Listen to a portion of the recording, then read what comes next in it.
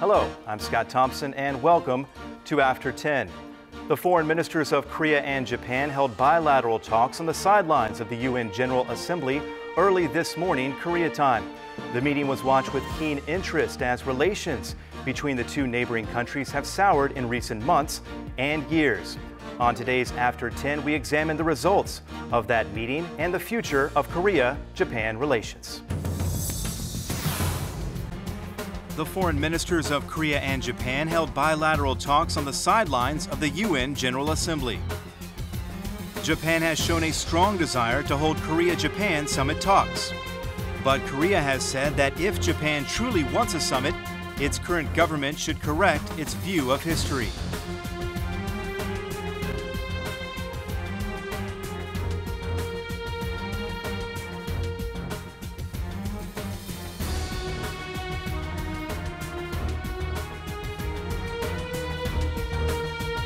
Can the bilateral meeting become a turning point in Korea-Japan relations?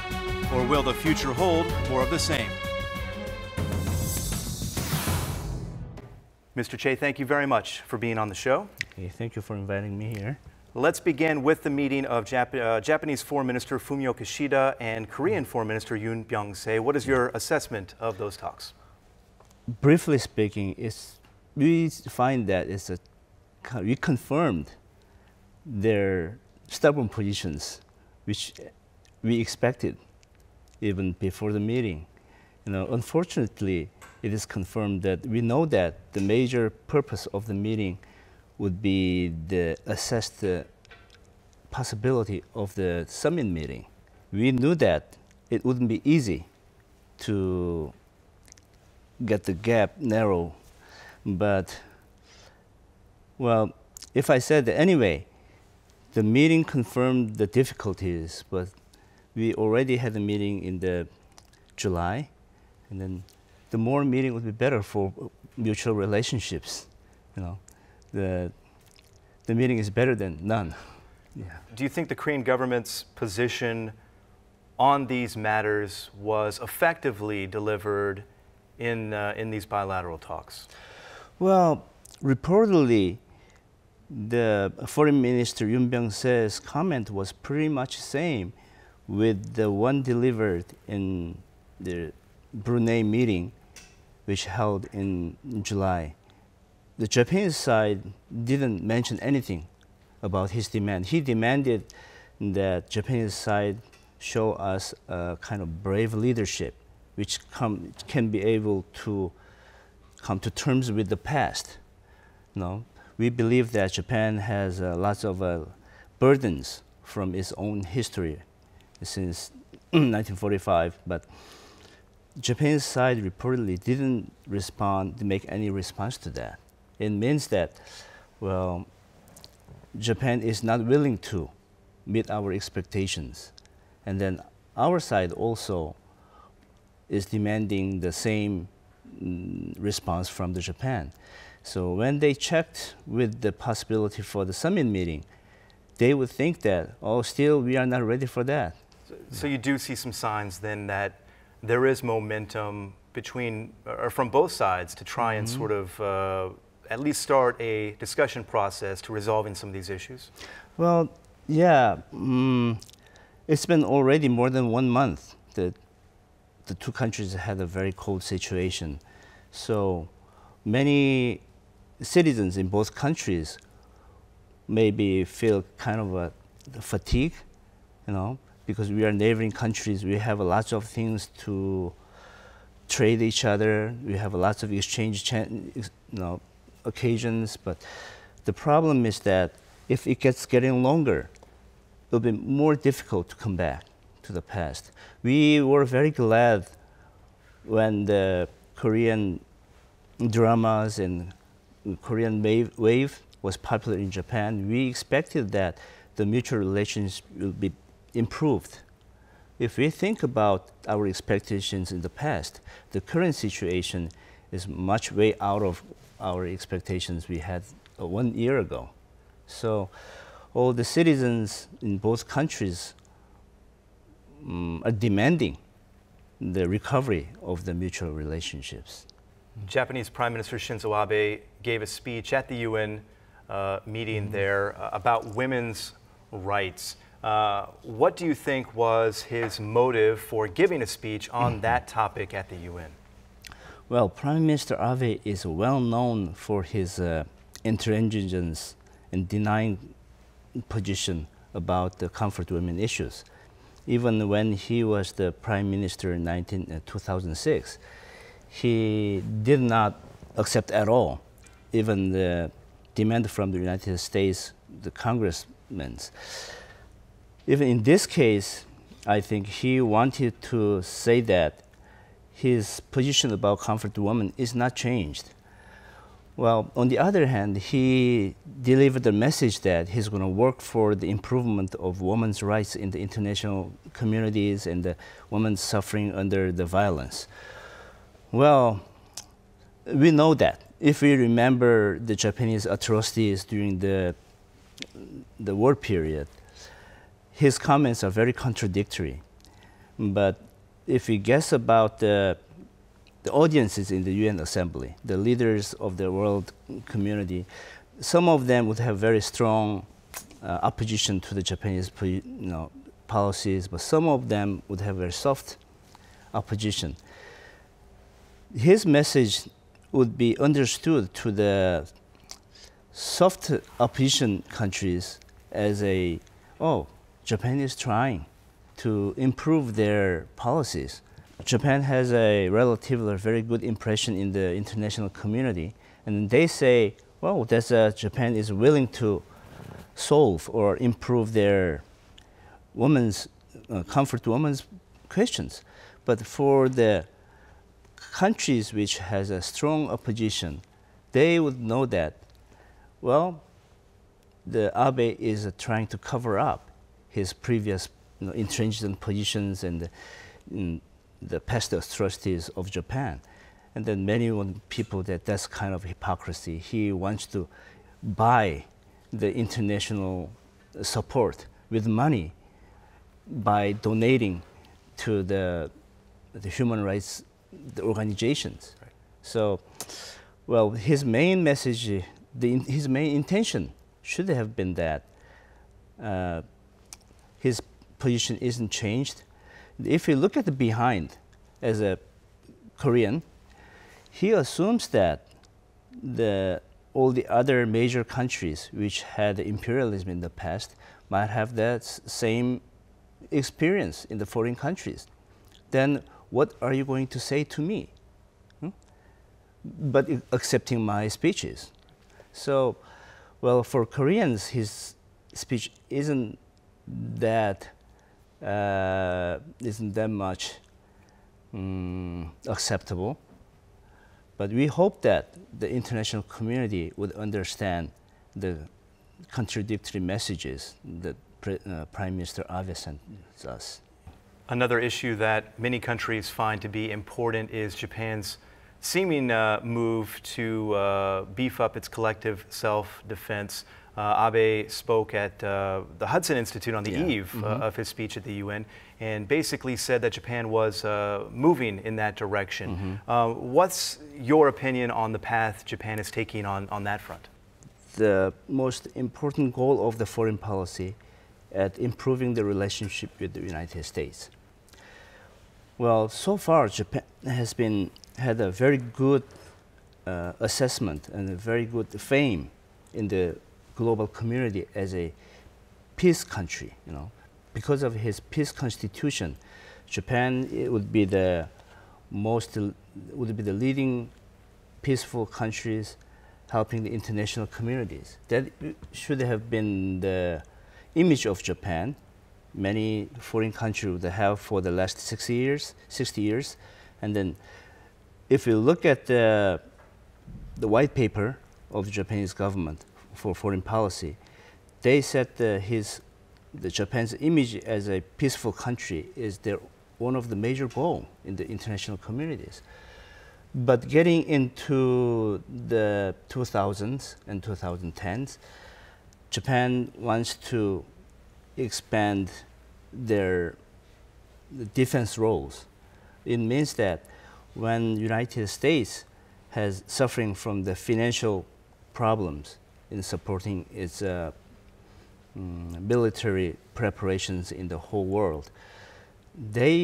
United States expect Japan to share its more burden for the security of the East Asia, not just in East Asia, in the whole world, because United States is involved with the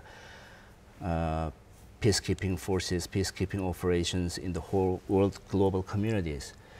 So United States expected Japan to share its burdens, and then Abe's government typically kind of taking its a chance to realize his long-term dream to recovering the country Japan's dignity, which was damaged by the defeat in the Pacific War. By the defeat, Japan had to accept constitution which was drafted by the United States, and then it had to abolish its military organizations. That's why they call it just the self-defense forces. A landslide victory in the House of Councilors election, the rise of Abenomics, the winning bid for the 2020 Olympics. Things do seem to appear to be looking up for the Abe administration. Things are going relatively well. Are we to read into that the Abe administration's right-wing stance is working right now? Now the Abenomics is the big issue in Japan. If Japan fails in Abenomics, then he would have a very serious problem. Because even these days, many Japanese industries and citizens are pressing Prime Minister Abe to improve its relationship with China and Korea. But as long as Abenomics seems to be showing kind of hope to Japanese people, they accept that, okay, because we have territorial problems, that's acceptable.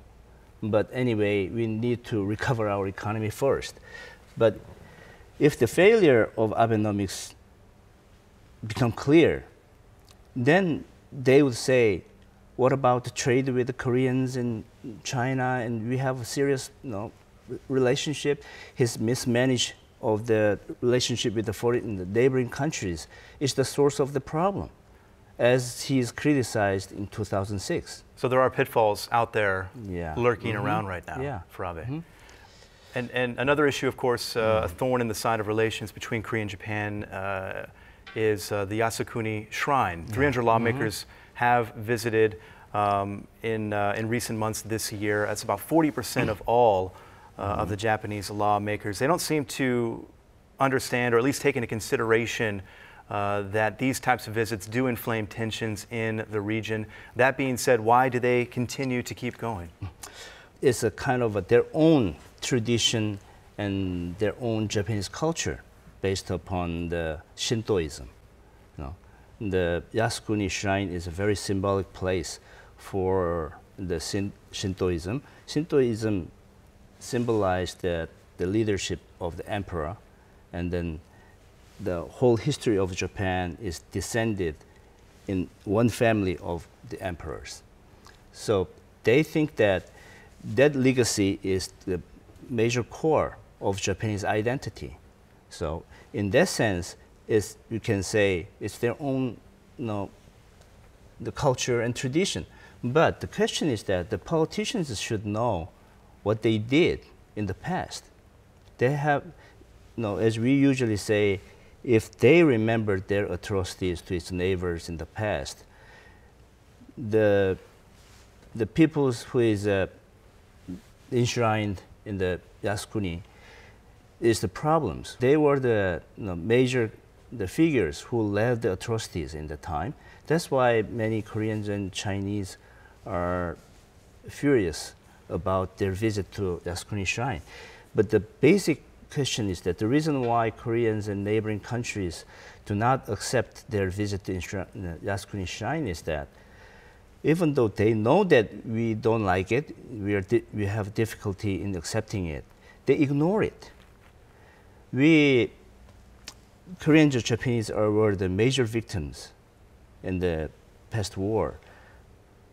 but Japanese has their own basic attitude toward both its neighboring countries.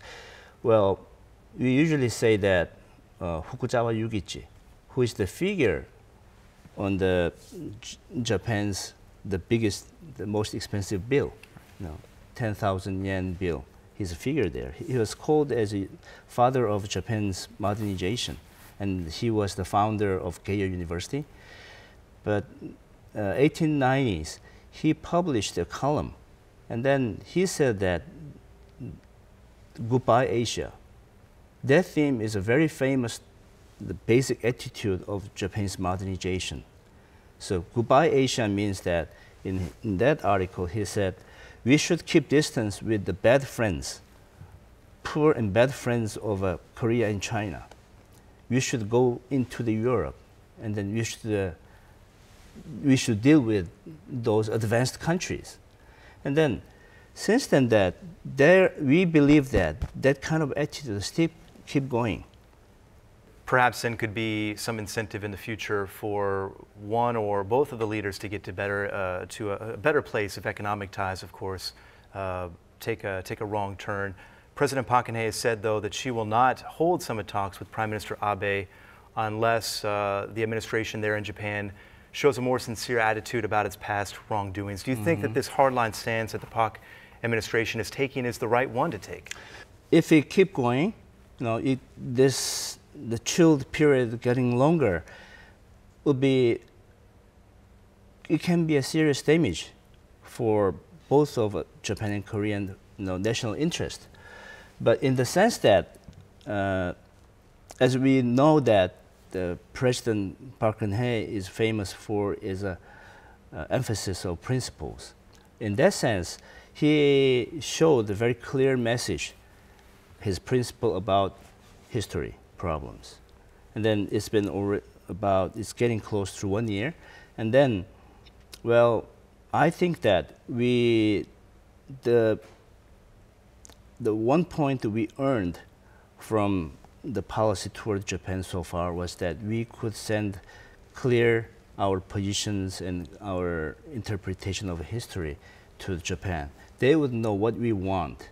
So now I think the other side of the leadership, sometimes, as I told you before, each government have lots of different diverse demand from different sectors, and because of those conflicting demands, they have a serious difficulty in changing their positions. But the real leadership should be able to come over those difficulties in saving face.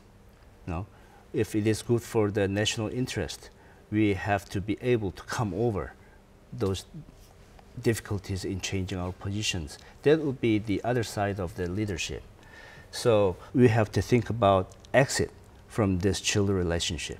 Do you see any chance, any possibility at this point that Japan will change its stance? Many Koreans expect that the fundamental solutions about this historical dispute, but it would take a long time. Especially in current situation under the Abe's government, it would not be easy, really easy. Even the small progress wouldn't be easy. So if we think about national interest, we have to put more focus on managing the relationship rather than the fundamental solution of the relationship between the two countries. So because it takes time. And then some foreign scholars, they say that the Japanese apology or Korean acceptance of the apology would be possible only when international environment changed. It means that the situation wouldn't that be good to us. It means because we are dire, there is no way but to accept each other. So in the sense of reconciliation, it would be good for both of us, but if we think about the reason why we have to reconcile, the environment is very bad. We have to try to avoid that situation. If there were one thing right now, today or tomorrow, that either side could do to improve relations at least a little bit for the time being? What would you like to see? Most urgent question these days is the cooperation against North Korean nuclear development. Of course, in Japan, they have a kidnapping problem, but we also have a threat from North Korea. So even the United States, if we look at the international relations in this East Asian region, we need the United States demand good relationship between Japan and Korea and United States to deal with North Korea, and sometimes not to fight against, but to send a clear message to China. It is not to contain the China. When those three countries, United States, Korea, and Japan, is well united, well cooperate, that would be a good message to China that if China, in the future, if China follows international rules and regulations and join together in the rule setting, then the future in this region will be very bright, and then we have a very confidence about the future direction of Chinese development. The reason why many countries are suspicious about China, the future, is that because it's not clear which direction it will take. That the uncertainty is always the problem. So to lessen that uncertainties, the cooperation among three countries and then urging China to join together and improve their relationships. So if each of us are divided, China would have a very weak messages about the future directions, and then each country would have a very complex calculations, and in that process, the collision may break out, and then sometimes the accidents may occur. So in this Northeast Asian region, the simpler the international relations are, the easier we calculate and manage the cost and benefits. Mr. Che Un-do, we appreciate you sharing your insights on these very complicated matters, and thank you very much for being on the show. Okay, thank you very much. And thank you, as always, for watching. We'll see you next time, After 10.